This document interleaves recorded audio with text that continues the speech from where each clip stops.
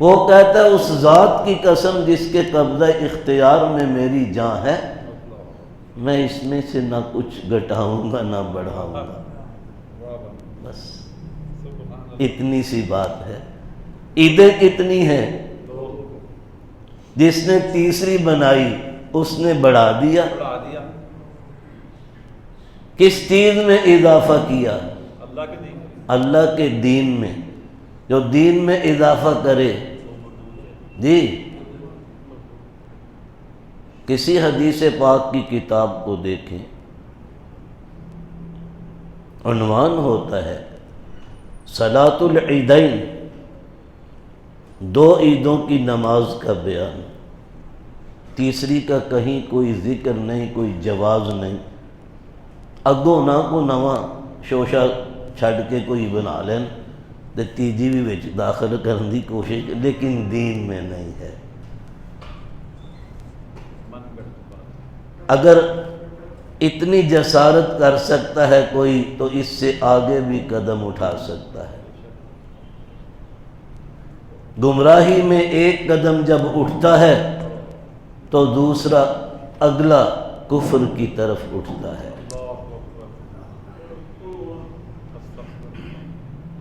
پہلی قوموں نے یہی طرز اختیار کیا تھا، اللہ کی نگاہ میں گر گئیں.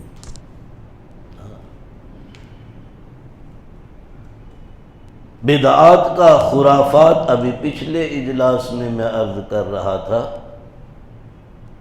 موسیٰ علیہ السلام کے بعد ان کے جانشین کون بنے تھے یاد ہے؟ ایک تے بھول جاندے ہو فٹافٹ. جی نہیں، موسیٰ علیہ السلام، ہارون علیہ السلام تو وادی تیہ میں فوت ہو گئے تھے. یوشع علیہ السلام، پھر ان کے آگے وفات کے بعد جانشین بنے جناب حزقیل علیہ السلام. سانو سارا کچھ یاد رہندا ہے، کم دیاں گلاں نہیں یاد رہندی.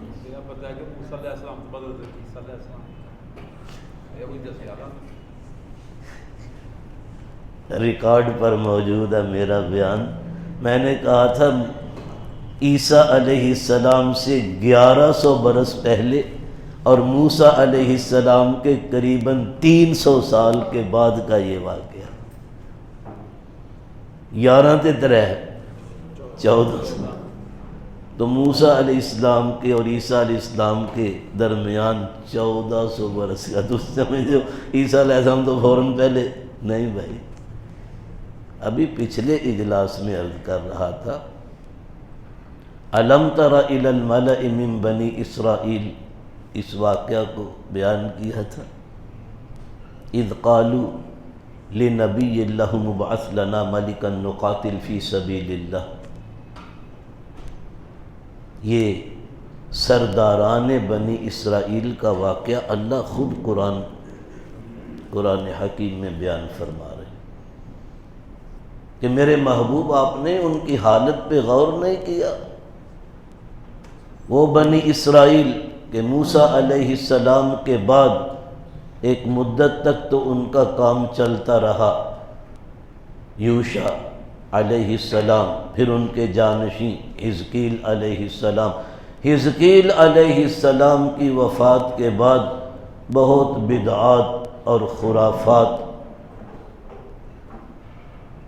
بنی اسرائیل میں پھیل گئی. شرک، بت پرستی میں مبتلا ہوئی. تو رب العالمین نے پھر ایک مدت کے بعد ان کے اندر الیاس علیہ السلام کو بھیجا. انہوں نے اپنا زندگی بھر فریضہ ادا کیا دعوت و تبلیغ کا. پھر ان کی وفات کے بعد الیسع علیہ السلام کو رب العالمین نے بھیجا. ان کی وفات کے بعد بنی اسرائیل پھر بگڑ گئے. بہت خرابیاں پیدا ہوئیں. نتیجہ یہ ہوا کہ جب ایسی خرابیاں کسی امت میں پیدا ہوتی ہیں، اللہ غیروں کے ہاتھوں سے پٹواتا ہے.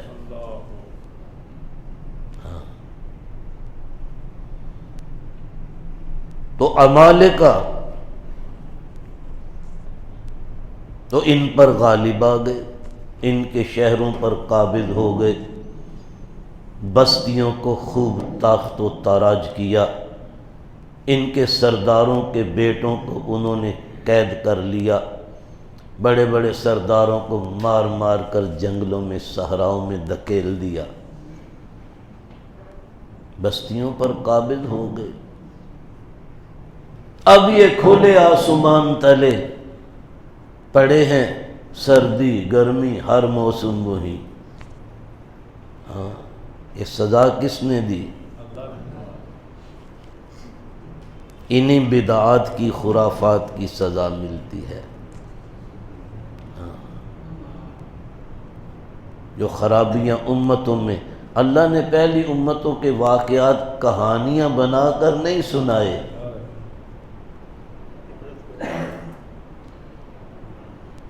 سوائے جناب یوسف علیہ السلام کے قصے کے کوئی قصہ اللہ نے اے ٹو زیڈ پورا بیان ہی نہیں کیا۔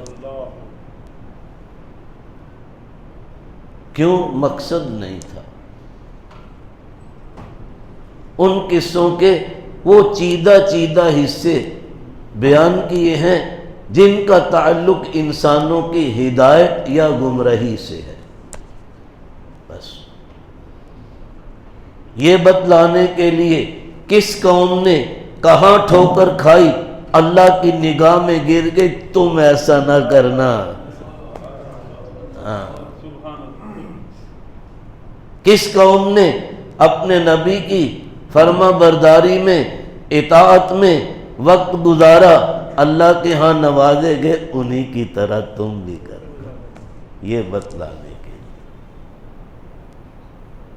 قوموں کے عروج و زوال کے حالات قرآن بیان کرتا ہے، اگرچہ تاریخ بھی ہے، لیکن قرآن کا مقصود بالذات تاریخ بیان کرنا نہیں ہوتا، لوگوں کی ہدایت مقصود بالذات ہوتی ہے۔ پرانی قوموں کے جہاد فی سبیل اللہ کے واقعات کیوں ہوتے ہیں؟ صاحب جلالین نے لکھا ہے وَالْقَصْدُ مِنْ ذِكْرِ هَؤُلَاءِ تَشْجِيعُ الْمُؤْمِنِينَ عَلَى الْقِتَالِ، یہی واقعہ جو اس کے ضمن میں کہ ان کا ذکر کرنے کا قرآن کا مقصد کیا ہے؟ اس امت کو قتال کے لیے برانگیختہ اور تیار کرنا۔ ہاں، اس مقصد کے پیش نظر تو میں یہ عرض کر رہا تھا، 12 ربیع الاول بالاتفاق وفات کا دن ہے، کوئی شک شبہ نہیں، اور جس میں شک ہے آپ اس دن جو یقینی وفات کا دن ہے اس دن خوشیاں مناتے ہیں، جشن مناتے ہیں۔ سب تو اگے مولوی لگے نے ساڈے بڑے نعرے مارتے جڑے عالم نے لوکاں نوں خطبے سنا۔ آپ کہتے ہیں نا عالم نہیں ہے، قسم سے اگر عالم ہوتے تو ایسا نہ کرتے۔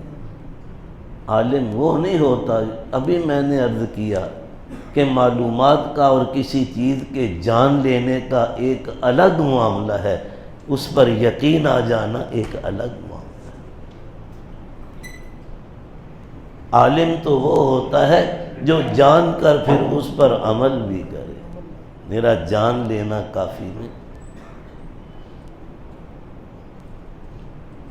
مستشرقین میں کتنوں کے میں ابھی آپ کو نام بتلا سکتا ہوں، اسلام کے وہ اتنے بڑے بڑے عالم ہیں لیکن ہیں نان مسلم، کافر ہیں۔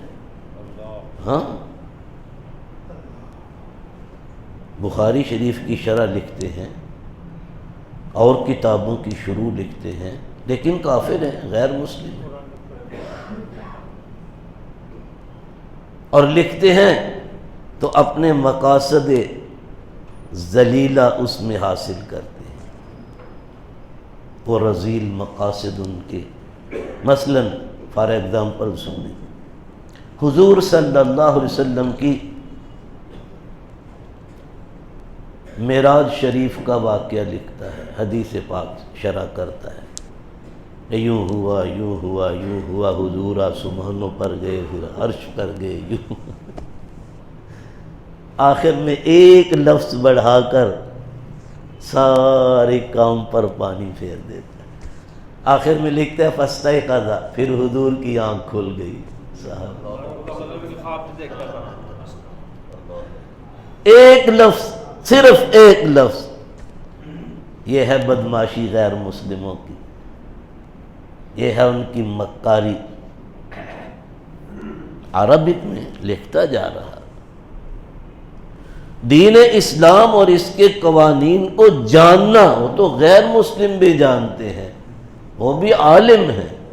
آپ نے عالم کہا تو میں اس لیے کہہ رہا ہوں، عالم ہیں، لیکن عالم ہونے کے باوجود مومن نہیں ہے،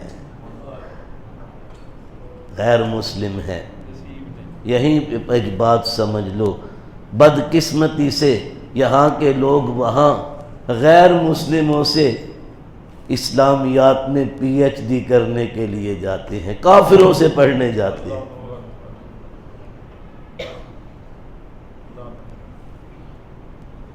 بھائی ہمارا موقف ہم سے سمجھو،